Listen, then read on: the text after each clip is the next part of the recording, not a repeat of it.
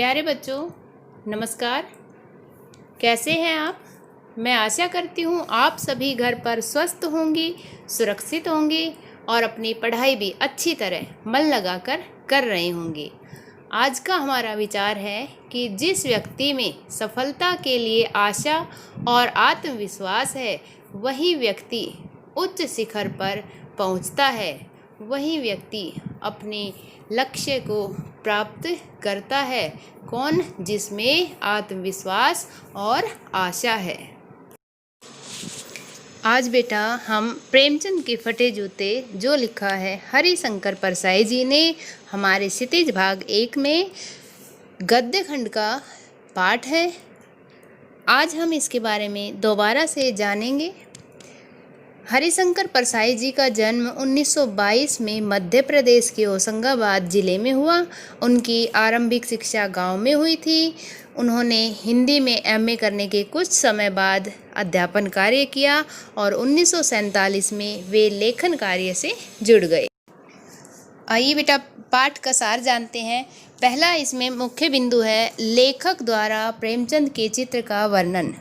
लेखक के सामने प्रेमचंद का एक चित्र है जिसमें वे अपनी पत्नी के साथ दिखाई दे रहे हैं। प्रेमचंद के सिर पर किसी मोटे कपड़े की टोपी और उन्होंने धोती कुर्ता पहना है।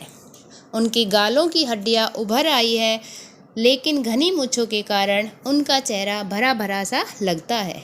पाँव में कैनवस के जूते हैं और उनके फीते भी बेतरतीब यानी कि बिना ढंग से बंधे हुए हैं। दाहिने पैर का जूता तो ठीक है, पर बाएं पैर के जूते में बड़ा सा छेद हो गया है, जिसके कारण पाँव की उंगली बाहर आ गई है। इसी फटे जूते को देखकर लेखक की नज़र उस पर ही अटक गई। प्रेमचंद की सादगी का अनुमान उसकी इस पोशाक को देखकर लगाया जा सकता है कि वो कितने साधारण इंसान थे कि फ़ोटो खिंचाने के लिए भी उन्होंने कोई अच्छी ड्रेस नहीं पहनी थी। अब लेखक की चिंता होती है, वो चिंता में डूब जाता है पोशाक को देखकर कि अगर फ़ोटो खिंचवाने के लिए प्रेमचंद के पास यह पोशाक है तो वास्तविक जीवन में कैसी पोशाक होगी। फिर उन्हें विचार आया कि प्रेमचंद अंदर बाहर अलग अलग पोशाकें पहनने वाले मनुष्य नहीं है। ये तो जहाँ भी जाते हैं जैसे भी कपड़े पहने होते हैं उसी में चले जाते हैं। लेखक के अनुसार प्रेमचंद हमारे साहित्यिक पुरखे हैं। साहित्यिक यानी कि बड़ी बड़ी रचनाएं लिखते हैं। इन्हीं से प्रेरणा लेकर हरिशंकर परसाई जी ने भी रचनाएं लिखना शुरू किया। लेकिन उस फटे जूते के कारण उन्हें जरा भी लज्जा या शर्म महसूस नहीं हो रही, जैसे यह कोई साधारण सी बात है। प्रेमचंद के बारे में फोटोग्राफर के अब क्या विचार होते हैं। कहते हैं कि शायद जब फोटोग्राफर ने प्रेमचंद से रेडी प्लीज़ कहा होगा। अक्सर देखा है कि जब भी हम फ़ोटो खिंचवाने जाते हैं तो जो फोटोग्राफर होता है वो रेडी प्लीज़ कहता है। तब परंपरा के अनुसार उन्होंने चेहरे पर मुस्कान लाने की कोशिश की होगी। किसने? प्रेमचंद ने। ऐसा लगता है कि प्रेमचंद ज़बरदस्ती मुस्कुराहट लाने की कोशिश कर रहे होंगे। आजकल तो वैसे ही फ़ोन है सबके पास और फ़ोटो खींचते हैं तो तुरंत ही मुस्कुराता हुआ चेहरा सामने आ जाता है। तो यहाँ भी प्रेमचंद कोशिश करते हैं हंसने की।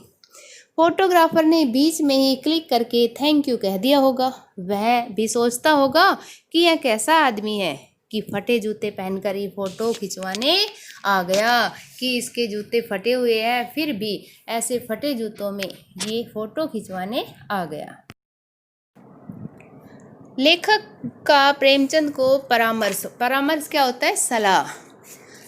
प्रेमचंद को अपना परामर्श देते हुए लेखक कहता है कि यदि फ़ोटो खिंचवाना इतना आवश्यक था तो ढंग के जूते तो पहन लेते या फिर फ़ोटो ही न खिंचवाते। फिर सोचता है शायद वे पत्नी के आग्रह पर फ़ोटो खिंचाने आए होंगे। पत्नी ने कहा होगा इसलिए फ़ोटो खिंचाने के लिए मान गए होंगे।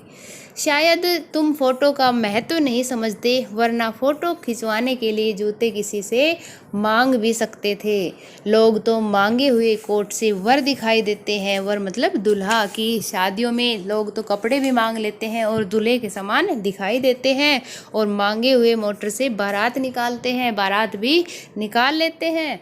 फ़ोटो खिंचाने के लिए तो लोग बीवी तक मांग लेते हैं और कई लोग तो ऐसे महान भी हैं जो इत्र लगाकर फ़ोटो खिंचाते हैं। इत्र होता है बेटा परफ्यूम, सेंट जिसको कहते हैं।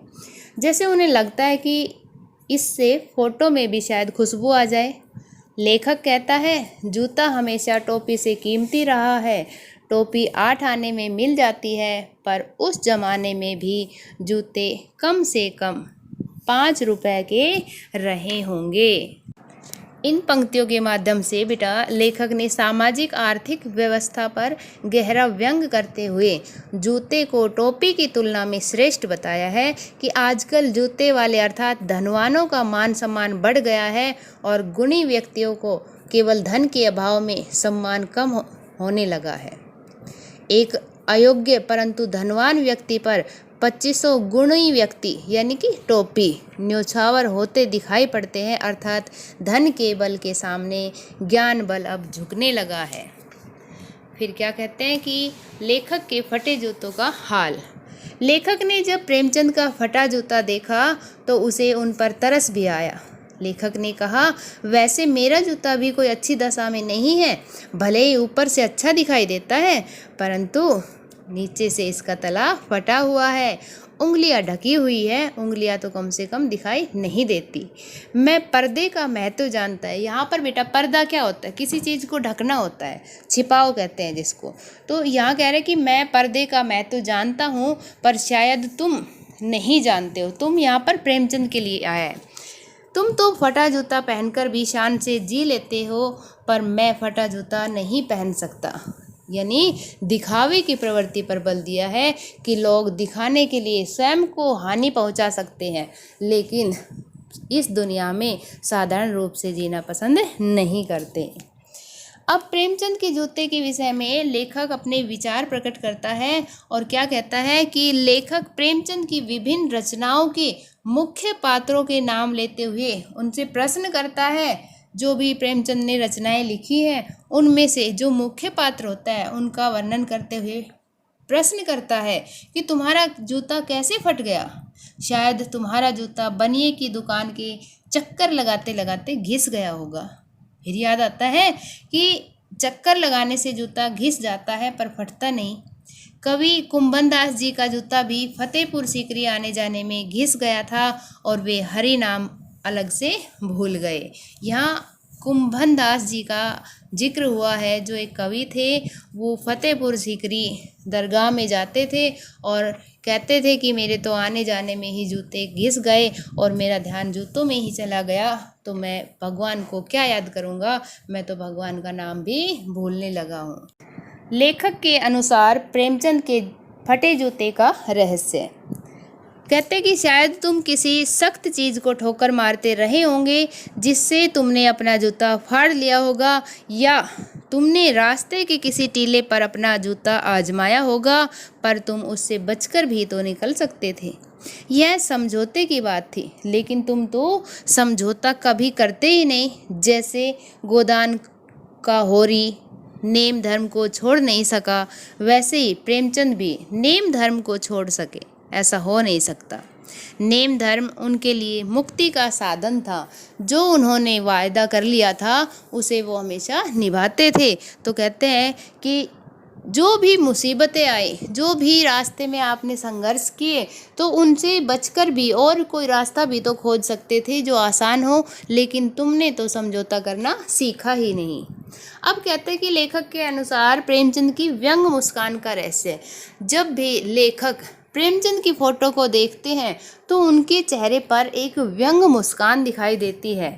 लेखक कहता है कि तुम्हारे पाँव की उंगली ये संकेत करती लगती है कि जिसे तुम घृणित समझते हो, घृणित जिससे घृणा करते हो, उसकी तरफ हाथ की नहीं पाँव की उंगली का संकेत करते हो।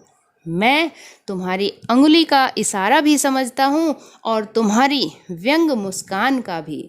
लगता है तुम हम सभी पर हंस रहे हो क्योंकि हम अंगुली छिपाए और तलवा घिसाए चल रहे हैं। प्रेमचंद जैसे कह रहे हो कि मैंने तो ठोकर मारकर अपना जूता फाड़ लिया और अंगुली बाहर निकल आई, पर कम से कम मेरा पाँव तो सुरक्षित है, मेरा पाँव तो बचा रहा और मैं चलता भी रहा। मगर तुम लोगों ने अपनी अंगुली को ढकने के लिए जूते के तले का नाश कर दिया और अब तुम लोग ठीक तरह से चल भी नहीं पाते। अर्थात प्रेमचंद की व्यंग मुस्कान का रहस्य यह है कि वो हम सभी पर हंस रहे हैं, वो उन पर हंस रहे हैं जो लोग दिखावे की प्रवृत्ति पर विश्वास करते हैं। प्रेमचंद जी इतने बड़े साहित्यकार थे, फिर भी उन्होंने अपना पूरा जीवन सादगी से बिताया। तो बेटा, मैं उम्मीद करती हूँ आपको ये पाठ अच्छी तरह समझ में आया होगा। धन्यवाद।